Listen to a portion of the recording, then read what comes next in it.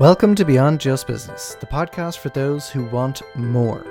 More clarity, more direction, and potentially more meaning. We explore the thinking behind success, the habits that shape performance, and the questions that go deeper than profit margins. If you're ready to challenge the obvious and rethink the way life and business work, you are absolutely in the right place. Welcome back to another episode of Beyond Just Business. Would you believe we're in season 2 and we are storming through the content this season? I think we're pros at this stage, Paul. Are we ready to pack in the day jobs and take over to take it? Not quite yet. I don't think so. No, we haven't got that sponsorship that we were looking for. Yeah. Like what's the story? Don't they say that if you do more than 10 episodes of a podcast, you're in the top 5%, and more than 20, you're in the top 1%? We're in the top 1% of podcasters at this stage. 0.5%. Yeah, we have literally, we have dozens of listeners right now, so it's very important for us to capture the market. No, but I think you can count them on one hand. No, but you know what? I think a lot of these things, what's very interesting about what we do, Paul, is I think we have a conversation, we see where it goes, and these conversations live beyond this moment. And what I love about podcasts is we have this moment in time, we're discussing something, and someone might find it in a couple of months' time or a couple of years' time. And if you're listening to it now and you find that this has been helpful, drop us a subscribe, touch base with any questions, hello@beyondjustbusiness.com. And as always, we're very grateful for you listening. So I think today we're talking about a topic of your gut versus your ego versus your intuition. So it's a three-way tie. It's WWE wrestling. We don't have Andre the Giant and Hulk Hogan, rest in peace. We've actually got the threefold fight in the ring. So let you take the lead on this one, Paul. What comes to mind when I throw in that trifecta? It's funny because I would have explained to people that your intuition will be similar to your gut. Because some people say, oh, I went with my gut feeling on making that decision. But then in the last couple of weeks, I've been watching a series called Traitors. Now, some people will be familiar with it, other people may not be familiar with it. But I just got hooked with it because there was Traitors Ireland that came out and it was just phenomenal. And then after that, I then started to look at Traitors UK, and there's Traitors Australia, there's Traitors USA and so on. But I haven't gone that far. I've only gone through the UK one. But what struck me, so what Traitors is about is you got a couple of traitors in the castle, and the rest of the people are called faithfuls. And the faithfuls are trying to get the traitors out before the traitors murder them. In summary, that's the premise of the game. But each evening, they all have to come around the table. And obviously, nobody knows who the traitors are, except the traitors themselves. But everybody has to come around the table and put forward their views of why they need somebody to be evicted from the castle because they believe that person is a traitor. So that's the whole premise of it. But what I found funny listening to it and watching it was that nearly everybody said, my gut feeling is such and such a person is a traitor. So therefore, I think that person should be evicted from the castle. And I was always wrong. Every single one of them was wrong. No, but I don't think I've even come across one yet that their gut feeling was actually right in relation to the actual traitor. So I thought that was actually quite stark in terms of, okay, so here's people that are making a decision based on their gut feeling in the potential of winning thousands, but it was actually an incorrect decision be made. And for me then it was, okay, so in their life and their business, they're pretty much making similar decisions. So their gut feeling really, if I was to reflect back to them, was more a decision being made on hunches or some element of facts because somebody looked crookedly at them at breakfast. So therefore they said, oh, that person must be a traitor. But it wasn't based on anything whatsoever.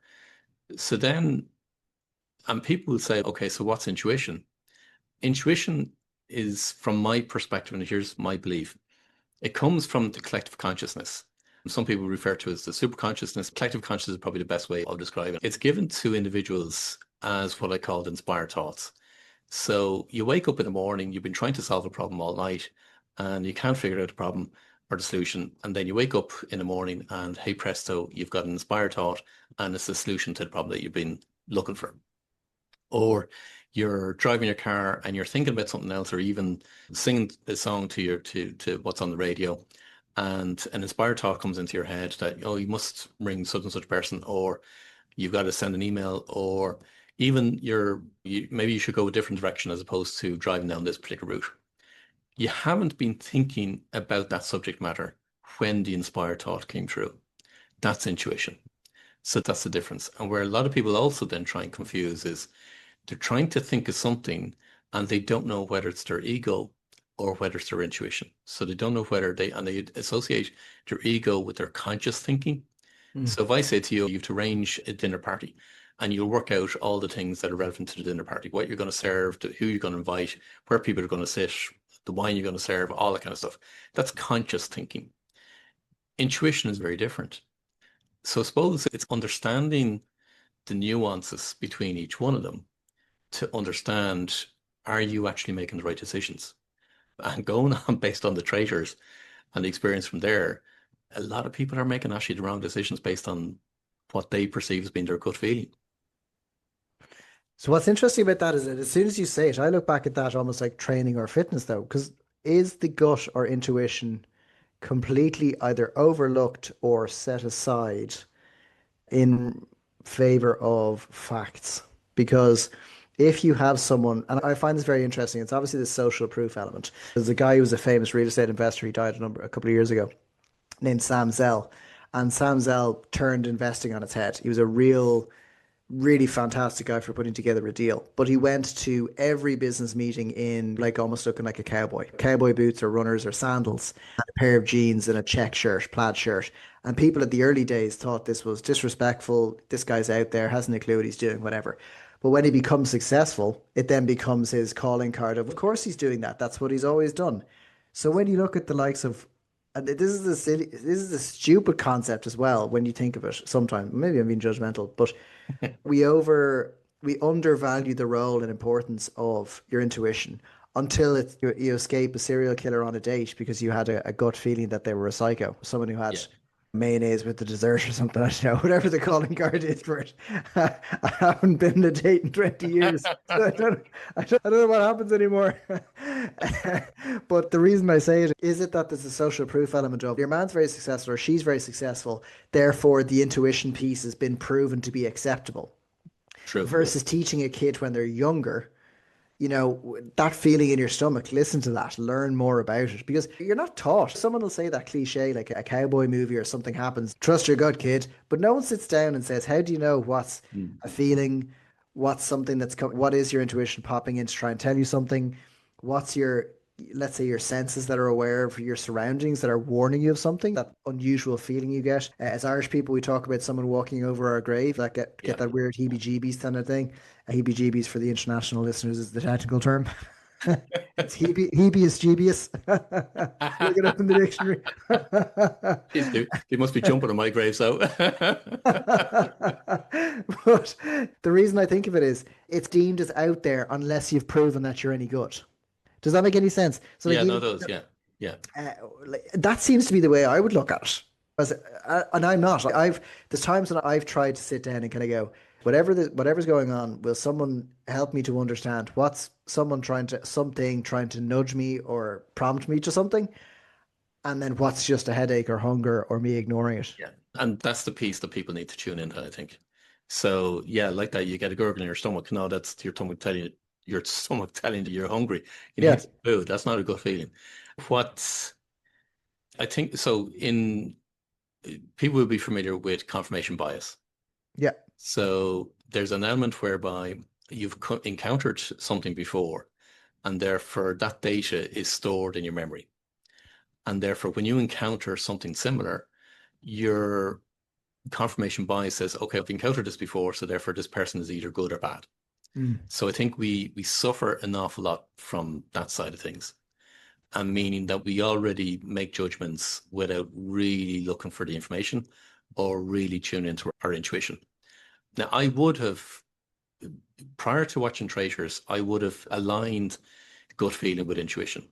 But then when I observed everybody around the table saying, no, my gut feeling is X and their decision is wrong, I was so stark, I kind of said, no, it's different.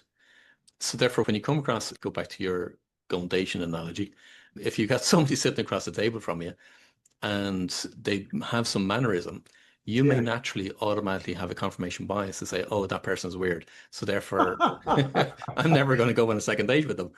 I Um, married her.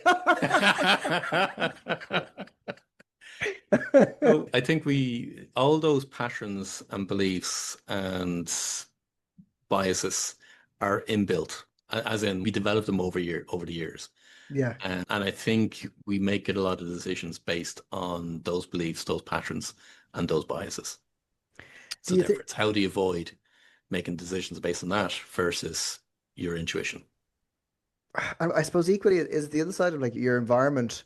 So if you have someone that says, let's say it depends maybe on the activity, but let's say there's other people who resonate with when you're playing golf that you can, someone who says we've got to trust your gut and know that you can feel the wind, you can smell the grass, you can see the lay of the land, and then all of those different senses are informing you. Yeah. And then based on your past experience, you're going to say, I know I'm well able to hit it with X club. Now I'm only using that Yeah. for golfers or whatever else.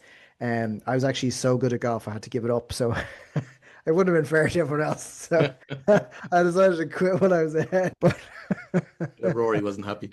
no, we signed a petition. It really was. It was not nice for all involved. But look, Seth and Tiger are good friends behind the scenes. But if you look at it that way, Hmm. if you've got someone who's come from a very process-driven life, let's say from a young age, your father's an accountant, so there's metrics, there's allowances, there's figures, there's a logic in inverted commas to certain things.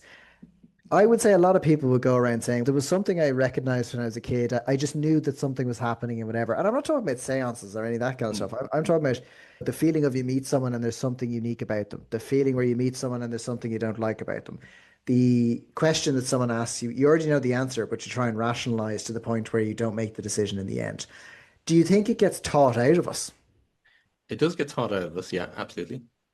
But I think you'll also have a belief within yourself. So you, for example, yeah, like that, you could go to a party, you meet somebody and they're wearing a red jacket. Yeah. And but the red jacket has been embedded in the belief, a subconscious belief within yourself, to say that the last time you had a row with somebody, they happened to be wearing something red, and now subconsciously you feel that people that wear red are a threat. That happens. But it's then understand the nuances of that versus, and that it's not saying anything's wrong with that, but it just depends on whether it's serving you or not serving you. Yeah. If you go to dinner parties and you find that you're reacting to everybody just wearing red, then there's something to be looking at. It's always a pattern. But I think you've got to, intuition is very different. Intuition is very subtle, very gentle, but it is beaten out of us in some respects as we're growing up. And because we like that, yeah, people like if I was going back 24 years, so I set up business in 2001. If I went back 24 years and said, hey, I'm an accountant, I'm a business consultant, and I'm working on an intuitive level as well, I'd be laughed out of the businesses. Mm. Absolutely laughed out. Now, it's not that I don't really care. It's now I've embraced the full lot and I'll either attract or repel people, and that's absolutely okay. The people I attract, we can have absolutely an amazing relationship and engagement in their business because now I'm bringing more to the table as opposed to trying to block that side out of it. So society has a view of intuition as being I'm saying in some people, they view it as being it's woo, it's not real, it's not, it's just doesn't exist whatsoever.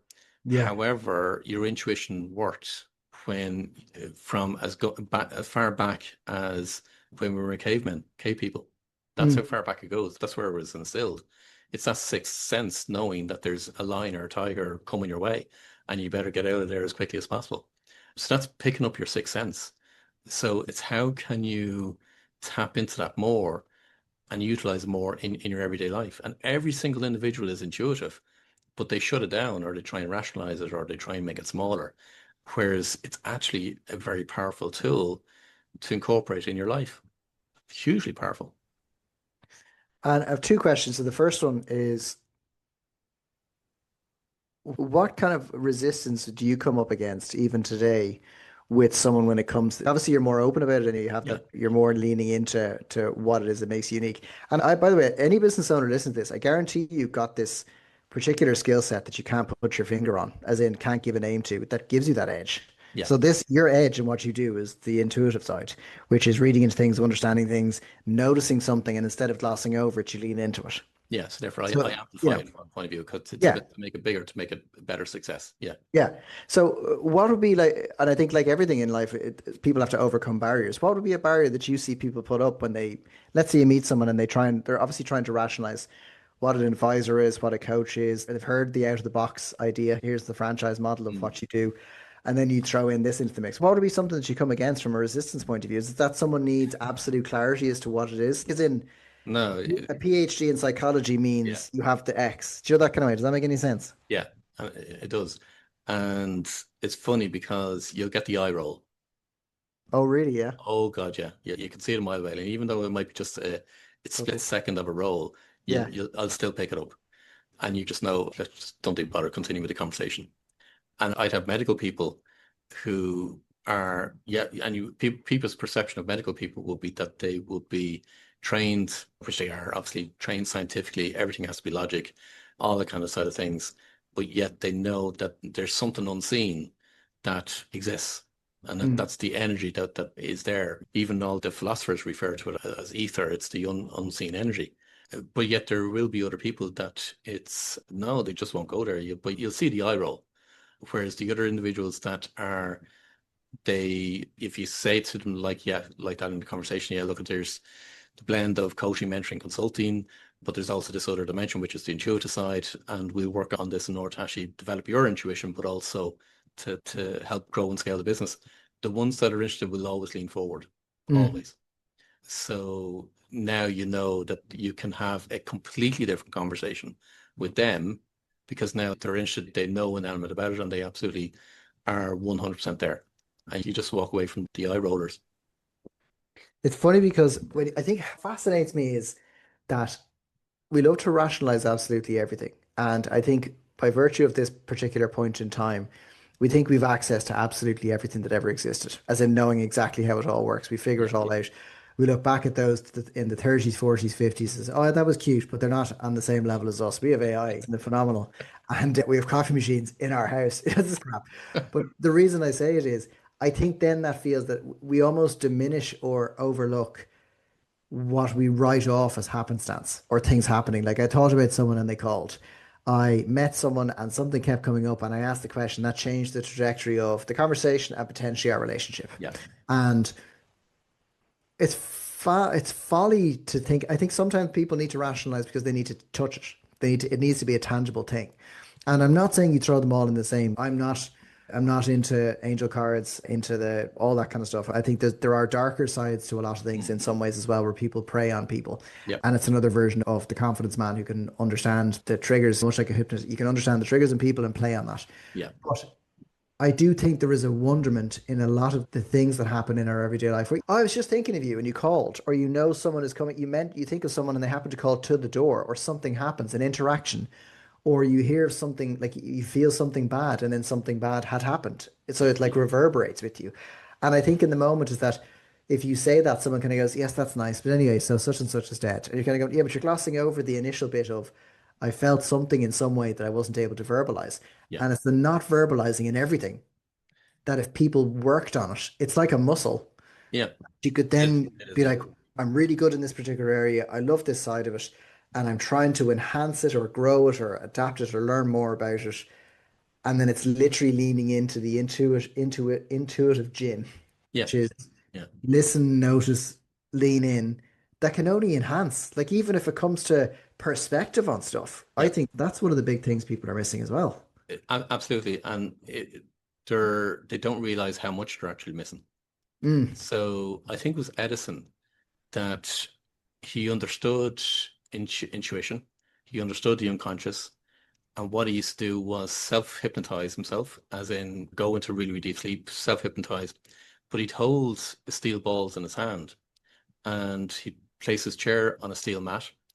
And he knew that as soon as he got to a particular point, the steel balls would fall to the ground. And that's what woke him up. And then in that moment, he took a record of every single thing that flashed through his mind in that moment because he knew how the unconscious worked from yeah. that side of things. So that was somebody that utilized it to his best of ability. But if you can imagine that you were able to amplify it and to guide yourself in your life, in your relationships, in your financial situation, in your business, in your career, now look at what potential the doors that can actually open. So that's where people say they talk about serendipity and coincidences and all that kind of sort of things. It's not, it's all part of it, they're all connected. But like that, the vast majority of people just ignore it. They've had a thought, comes into their mind and they dismiss it, but they don't take any action on it. But actually, that's an inspired thought. That's something that you are due to take action on it. Or it's something that you need to connect with in order to do something, to take an action. There's always an action associated. So if you can imagine with growing a business, and this is where it's always worked for me, if I take my own business, I'll have an inspired thought of doing X, Y, and Z as business service or to pursue it in a different route. Made total no sense whatsoever at the time. And I remember certain avenues that I went down and discussing with associates and colleagues. I said, look, I'm thinking of doing X, Y, and Z. And they just laughed me out or said, don't be so stupid, that'll never work and so on. But I still pursued it because again, it was my intuition side that was coming true. And they were probably the most money-making avenues I ever went down at that time, Mm. whereby at times where either the economy was falling or different things were happening in the industry, they failed because they didn't change. But that was an inspired thought coming true to guide me from that perspective to pursue a different revenue angle, to grow my business through that aspect of it. And then I surfed on a wave for a number of years where other businesses were failing. That's how you use it in your business side of things. Business business doesn't continue the exact same way for, decade after decade after decade doing the exact same thing. It doesn't. You evolve it, but the best way to evolve it is actually through your intuition because you're getting literally guidance from your sixth sense in order to actually do it. What's interesting is it's counterintuitive to what people think you Yeah. should or would do. Yeah. So if we pause on the intuitive side of it and we'll go back, because I think this is where it's a good segue into the role of ego in the decisions people Mm. make. So we all know that people, obviously to cut off their nose to spite their face, people have made decisions in business and life, in meetings, throwing deals out. I've had deals. I've seen some amazing deals that fell apart by virtue of two egos, and ironically, it was actually not the seller and the buyer; it was the solicitors. And what fascinated me about this, looking from a curious perspective, because I think with age, I looked at it and I thought, I'm looking at these two having this out, and it has zero to do with the property and everything to do with ego. Yeah. And Who wants to win? it was, yeah, it was fascinating to watch, because fascinating and frustrating, because legally I can't smack their heads together. But this is a number of years ago, so it's okay to say. But when I think of it now, that was a perfect example of ego leading the charge for all the wrong reasons. Yeah. Do you think ego is one of these things that you go back to Freud and we go back to the role of the ego? Is it something where you don't have to be this abrasive authoritarian leader to actually succumb to ego or to make decisions from an ego point of view? Yeah. Ego gets a bad rap in my mind because Oh, come on, say more on that one. when people think of ego, they think of the bullish or the alpha male Frick, yeah. personality. That's what they think of. But actually, no, like the origin of ego was actually, this is before Jung came Mm, along and messed everything up. But before Jung, the ego was actually your authentic self. And I actually use it as an acronym for an expression of your genius oneness. So when you know every single element of who you truly are and expressing that in an authentic way and in an integrated way, that's your true you. That is mm, absolutely your true you. And that's hence what we're here to do. But then when Jung came along, he changed it all around and he put forward in relation to it's the premise that it's your personality. And that's how it snowballed from that aspect of it. So people perceive ego as being your personality and a manifestation of your personality as opposed to the origin of ego, which was your true authentic self. So because we have so many different people in the world that have larger than life personalities, now that's where ego gets a bad rap. So that's just to understand ego versus personality. But if you have like that, you got two solicitors in the room and they're trying to beat each other up because they want to win, and that's what solicitors will naturally want to do anyway. They will pump their chest, for want of a better word, to say it's the old alpha male significance coming into the room, as opposed to, actually, you know what, we want to get a deal here done. It's not about personality, it's not about beliefs, because something triggered obviously between the two of them.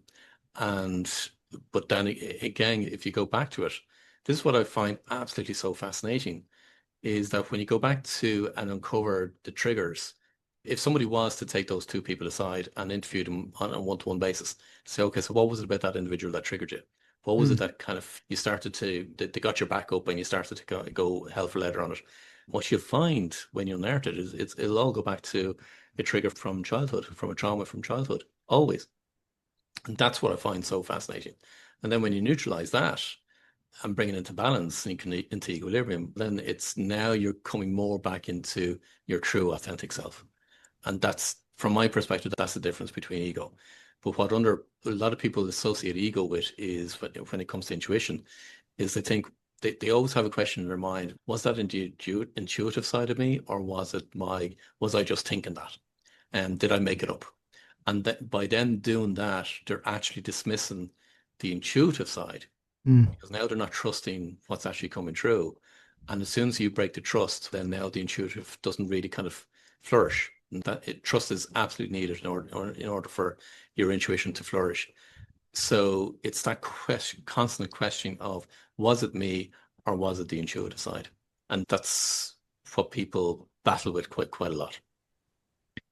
What's interesting there is I think also the battle people have when it comes to ego is that if you dissipate the ego, you become passive, i.e., you become very easy to overrun or easy to overcome. Whereas if you met someone who's, let's say, big and strong, they tend to be the quietest person in the room because they just know, as in Yeah. they just have a way. And knowing isn't just a case of, I'm the biggest and the strongest, but it's the activity that led to them being comfortable within who they are and their abilities versus someone who has to showcase that.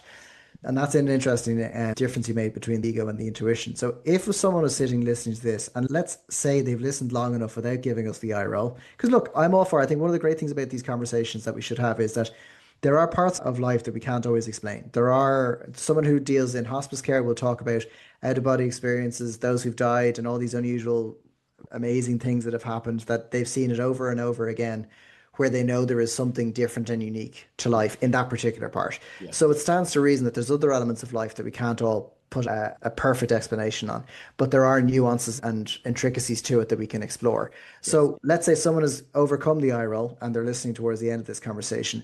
If someone was trying to either introduce themselves to their intuition, maybe learn to turn up the volume a little bit more, is there any particular exercise they can do to basically figure out what that might look like? The first thing I'll always tell somebody is to start meditation. Always. Really? Yeah. It's the first thing to nurture your intuition is actually meditation, because meditation is going into the silence. So you're actually, what you're doing is you're quietening that conscious thinking in order for the inspired thoughts to come true, in order for the intuitive side to come true. So meditation is without a shadow of a doubt, is one of the best ways to develop your intuition. Handwriting is the next step. Handwriting from the perspective of like pen and paper, because we've lost that skill for an awful lot of people, and that's where journaling comes into play, morning pages comes into play. But ultimately, what it's doing from a scientific perspective, it's actually activating the executive center in the brain, and the executive center is connected with your intuitive side. So therefore, now you're exercising that muscle by handwriting, and now you're developing your intuition that way. And then the next thing I would say is, every single time that you get a flash of something into your mind, wherever you are, it doesn't matter where you are. It could be brushing your teeth, you could be driving a car, it could be anywhere. Always have a notebook or your smartphone with you so that you can take a note of that thought and take action on that thought. Now, what you'll find is that if you were to keep a record, here's the analytical, logical side of me, because I had done this over the years, is that you keep a record of all those intuitive flashes, and you write down the context, you write down what happened, what was said, and all that kind of stuff and so on, or what was the thought that you had. Take action on the thought, and then you get to filter out, based on the results that you achieve, you'll be able to filter out what's noise in terms of your conscious thinking and what your intuitive side is, because what you'll find is your intuitive side will always 100% be right. Now, you know me, I rarely work with absolutes, but on the intuitive side, will always be 100%, always, every single time. But in order to be able to develop that muscle, it's keep a record of the actions that you took based on the intuitive thoughts. And then you'd be able to work back from there as regards to actually, was that a conscious thinking or was that intuitive? So you'll be able to build, how would I say this? You're able to build the sensitivity to know the difference between something intuitively coming through versus something that you're creating with your conscious mind. Very interesting. So, to give people homework to round off this conversation, you mentioned firstly meditation. Is that guided meditation? So, if someone is just jumping into Can be. meditation for the first time, is that okay? Yeah, it can be. Just download any meditation app and just start meditating. Okay, Because after that, you'll find the meditation that will work for you. So I'd say try any particular meditation that you want. just give it a go. Give it a go. Yeah. Not while driving. I did a wonderful meditation session. There's a car leaning over the M50. So meditation, writing, and I think that's a big one because activating the executive center. And then just for people so they remember what the executive center is, in very simple terms, what it's a The executive center is located in just behind your forehead. It's in the prefrontal cortex. Its function is objectivity, creativity, innovation, planning. But also it's connected with the superconscious more so than any other area of the brain. So that's where now, by activating that, you're building the muscle of your prefrontal cortex, and now you're allowing that area of your brain to take in more information through your intuitive side. What's interesting about it as well is that handwriting is it's a foregone conclusion now that you don't have it. It's almost like using a calculator. People don't, they take it for granted. But unlike, and I'm all for using calculators, when it comes to handwriting, I still think that's almost an art that's dying. It's important to do that because that's how you can really lean into when you're writing something. Firstly, writing something to someone is very personal, but for yourself, it's equally as personal because you're not having something dictate what you say. You're mentally processing as you write it down in your own handwriting. And the saddest thing right now at the moment is that all the kids that are going through school are either using an iPad or their smartphone and doing very little handwriting compared to what we used to do when I was growing up anyway. So their intuitive side is being less developed as a result of that. Surprise, surprise, yeah. What does that mean then? Just have someone that's more compliant in time to come. Yeah. So to round off this conversation, firstly, I think for anyone who is a skeptic, I think this is one of those conversations that's well worth listening to. I think when we look at life and business, there's a lot of things we can't always explain. But personally, I've gained great insights from leaning into elements like this because I think it teaches you more about yourself and what makes you unique. And I think we could all do with a little bit of that in today's day and age because it's going to enhance who you are. It's going to help you in business. It's going to help your relationships. And it's also going to keep you curious because when you stay curious, you continue to learn and continue to grow. So your homework, listeners, for the end of today is learn to meditate. Keep it simple. It doesn't have to be long, but it has to be consistent. So just lean into that. Pick a meditation, try it. If you don't like it, try another one until you find one that works. And secondly, learn to handwrite and journal because that's going to be your superpower to learn more about yourself, how you process things, and it'll get you leaning more into your intuition. And for anyone else who has any topics that they'd like covered, feel free to reach out to us. hello@beyondjustbusiness.com. Again, thank you all for listening, and we look forward to speaking with you next time. Thanks again, Paul. And that's it for another episode of Beyond Just Business. If it gave you something to think about, or it helped you see things a little differently, we're delighted. But make sure you're following so you don't miss out on the next episode. Stay curious, keep questioning, and we will see you next time.